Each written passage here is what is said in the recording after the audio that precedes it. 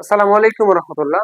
প্রিয় বন্ধুরা, আজকে আমরা একটা গুরুত্বপূর্ণ বিষয় নিয়ে আলোচনা করব। সে বিষয়টা হচ্ছে, আমরা অনেকেই যারা ক্লাস 6 থেকে ক্লাস 10 পর্যন্ত পড়তেছি, তারা অনেকেই জানে না কিভাবে একটা সেন্টেন্সকে বা একটা একটা অ্যাফার্মেটিভ বাক্যকে তারা নেগেটিভ করতে পারে, ইন্টিগ্রেটিভ করতে পারে, অথবা নেগেটিভ ইন্টিগ্রেটিভ করতে পারে।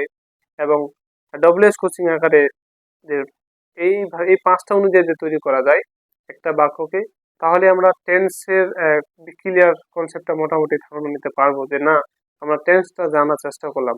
অথচ আমরা কি করি, আমরা মূলত যেটা যেভাবে চেষ্টা করি সেটা হচ্ছে, আমরা টেন্সের স্ট্রাকচার মুখস্থ করি। যেমন present indefinite tense, present indefinite টেন্সে আমরা স্ট্রাকচার মুখস্থ করি এইভাবে যে সাবজেক্ট থাকবে, একটা সাবজেক্টের পরে কোনো একটা ভাবের বেস ফর্ম বা প্রেজেন্ট ফর্ম থাকবে, তারপর অবজেক্ট থাকতে পারে, তারপর এক্সটেনশন বাকি অংশ থাকতে পারে।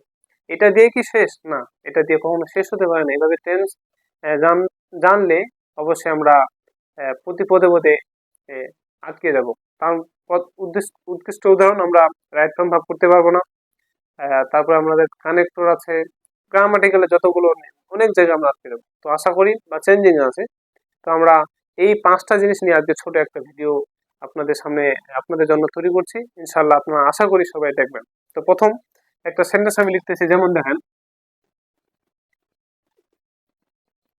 দে are they are playing cricket, they are playing cricket, তারা ক্রিকেট খেলতেছে। এটা অবশ্যই কি, এই বাক্যটা অবশ্যই অ্যাফার্মেটিভ সেন্টেন্স বা অ্যাফার্মেটিভ বাক্য যেটা বলি আমরা, অ্যাফার্মেটিভ হাবোধক বাক্য।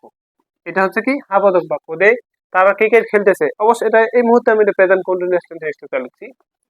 তো সাবজেক্টের পরে এমিজা, তারপর ভাবের সাথে আইএনজি এক্সটেনশন। এখন এই বাক্যটাকে আমরা নেগেটিভ করতে পারবো। নেগেটিভ করার সময় আমরা কি জানি, যে আমরা অনেকে জানি যে কোনো একটা বাক্যকে যখন নেগেটিভ করতে যাই, তখনই আমাদের অক্সিলারি ভাব লাগে। অক্সিলারি ভাবে পরে আমাদের তখন নটটা যুক্ত করতে হয়। যদি অক্সিলারি ভাব না থাকে, তাহলে আমাদের নট যুক্ত করা কষ্টকর হয়ে যাবে না, এরকম বিষয়।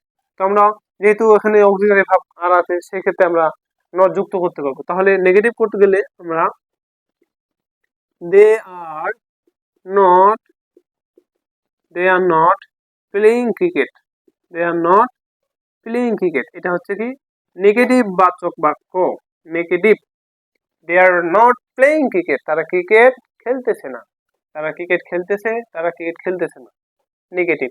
এখন আমরা যদি ইন্টিগ্রেটিভ করি, তো ইন্টিগ্রেটিভ করার সময় যে আমরা জানি যে অক্সিলারি ভাব সামনে নিয়ে আসতে হবে। এর পরবর্তী সময়ে সাবজেক্ট এবং বাকি যেটা আছে বাক্যের বাকি অংশ সেটা বসায় শেষে প্রশ্নবোধক চিহ্ন ব্যবহার করতে হবে। তাহলে অক্সিলারি ভাব আছে, তাহলে আমরা কি করব, আর তারপর দে আছে, are they playing, are they playing cricket, are they playing cricket, তারা ক্রিকেট খেলতেছে, তারা কি ক্রিকেট খেলতেছে, এরকম বিষয়টা।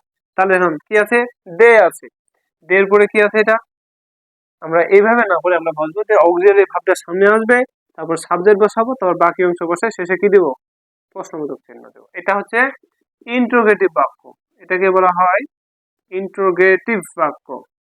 আচ্ছা, তারপর কি, এখন আমরা করতে হবে নেগেটিভ ইন্ট্রোগেটিভ বা ইন্ট্রোগেটিভ নেগেটিভ যেটা বলি আমরা। এই বাক্যটা আমরা করতে গেলে আমরা জানি যে নেগেটিভ ইন্ট্রোগেটিভ করতে গেলে আমরা দুই ধরনের করতে পারি। একটা হচ্ছে আপনার অক্সিলারি ভাব সামনে বসে সাবজেক্টে পড়ে নোটটা যুক্ত করতে পারি, অথবা অক্সিলারি ভাবের সাথেই নোটটা যুক্ত করতে পারি। যেমন এখানে আরন্ট, আননোটের সংক্ষিপ্ত হচ্ছে আননোট, যেটা আমরা এইভাবে করতে পারি আননোট। তো আমরা এটা শর্ট ফর্মে বর্তমানে লিখতেছি এরকম করে আরন্ট, ওটা উঠে যে এখানে অ্যাপোস্ট্রফি দিলাম আরন্ট, তারপর they playing cricket, aren't they playing cricket, তারা কি ক্রিকেট খেলতেছে না, প্রশ্নটা হচ্ছে কি তারা কি ক্রিকেট খেলতেছে না, এইরকম কিছু। তাহলে চারটা অলরেডি আমরা পেয়ে গেলাম। এটাকে বলা হয় কি, মনে করেন নেগেটিভ ইন্টিগ্রেটিভ বা ইন্টিগ্রেটিভ নেগেটিভ। চারটা ফর্ম আমরা পাইলাম, একটা অ্যাফার্মেটিভ, একটা নেগেটিভ, হাবোধক, নাবোধক, প্রশ্নবোধক আর নাবোধক প্রশ্নবোধকের। তো মোট এই চারটা পেলাম। আরো আছে যেটাকে আমরা ডাব্লিউএস কোচিং আকারে ব্যবহার করতে পারি। ডাব্লিউএস কোচিং আছে কয়টা, ডাব্লিউএস কোচিং মোট হচ্ছে আপনার 9টা ব্যবহার করতে পারি, আমরা 9টা জানি। তো যাই হোক, আমরা এখন এটা যে আমরা ডাব্লিউএস কোশ্চেন তৈরি করি যে দে আর প্লেইং, কে তারা ক্রিকেট খেলতেছে, আমরা বলতেছি কে ক্রিকেট খেলতেছে, আমরা তো বলতে পারি কে ক্রিকেট খেলতেছে, তারা। তাহলে কে ইংরেজি কি, হু, তখন আমরা ব্যবহার করতে পারবো who are, who are playing cricket, who are playing cricket, কারা ক্রিকেট খেলতেছে। এই দেখেন ডাব্লিউএস কোশ্চেন তৈরি করতে পারলাম। এখানে উত্তর আমরা কে, হু মানে কে, তারা, উত্তর কি দে, আবার দে আর প্লেইং ক্রিকেট, স্বাভাবিকভাবে আমরা একটা সেন্টেন্সে কমপ্লিট করতে পারলাম।